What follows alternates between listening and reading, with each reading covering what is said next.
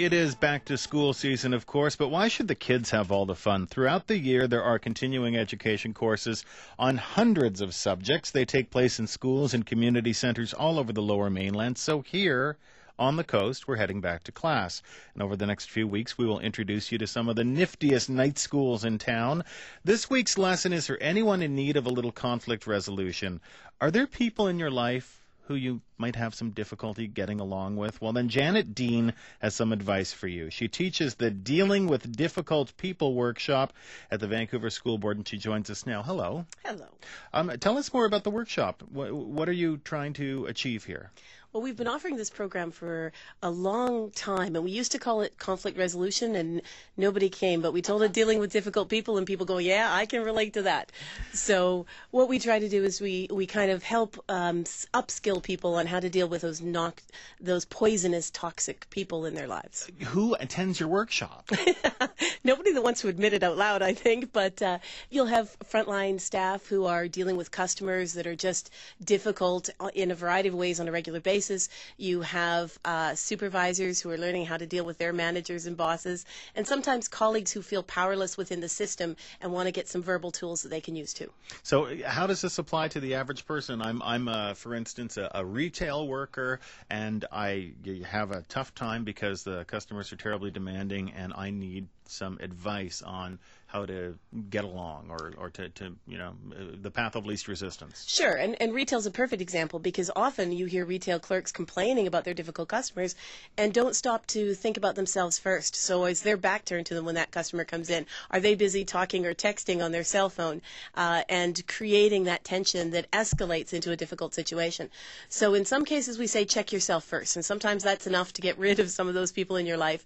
And then we say come up with, I guess, basic strategies for how to depersonalize it. So you can focus on the tasks that you're trying to get accomplished, the goals that you want to achieve, instead of getting caught up in the drama and the emotion of the interaction where you feel powerless or stressed. Now, it's funny because when somebody showed this to me today and said, here's what we're going to be talking about, my immediate reaction was, I am one of those difficult people. When it comes to retail and customer service experiences, because, and here's why, customer service is terrible everywhere. Oh, I wouldn't.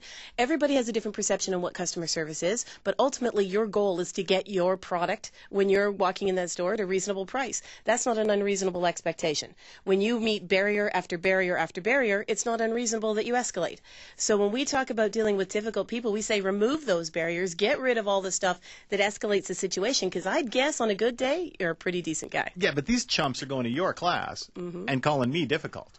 They're coming to my class to say that they're having a tough time taking the emotion out of the interaction with you. And we're saying, don't make him the bad guy. Make him the client that deserves all the attention he asks for. I'm joking, of course, but how do you teach something that is this subjective and so emotional, because it really is? A large part of it is the psychology of human behavior and why we do the things we do. Once you understand that, it takes away its power. So as long as I think that you're putting me down or putting your power over me, I'm going to feel frustrated and powerless, and I'm going to try to fight to get it back. The moment I realize you're just in a situation trying to get your goal accomplished, and if I can help you achieve that goal, I actually feel better about helping you than I do about being frustrated by your attitude.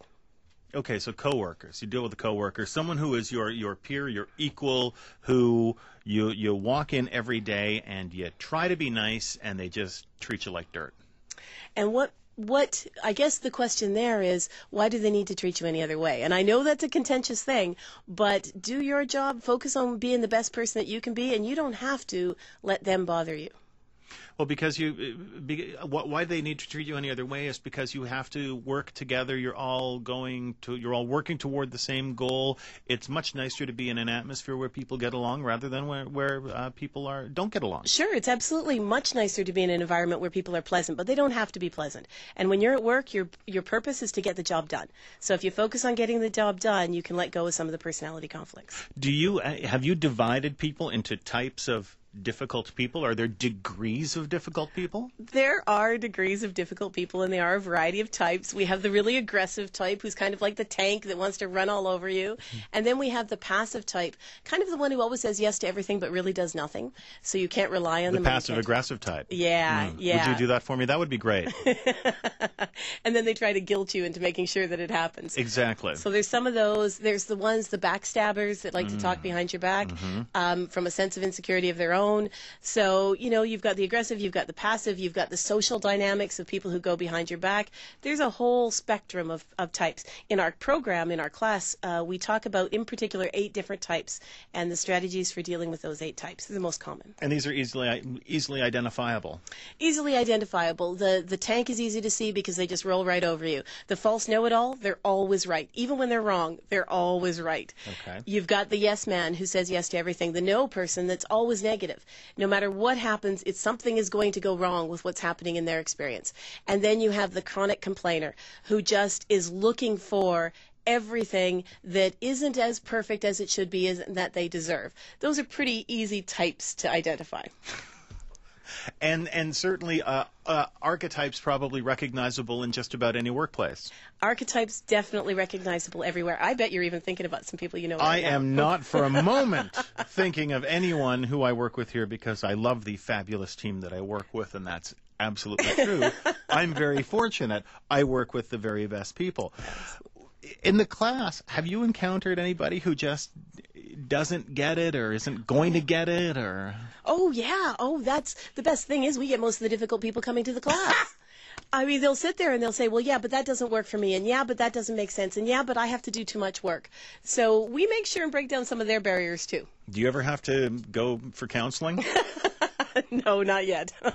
Janet, a pleasure to meet you. Thank you so much for coming in. Thank you. And that is Janet Dean, who's an instructor with Advanced Corporate Services. And for more information on her night school class, which is taught at the Vancouver School Board, you can go to our website. We'll put a link up, cbc.ca/on the coast. Click on recent links, and we'll get you there to that course.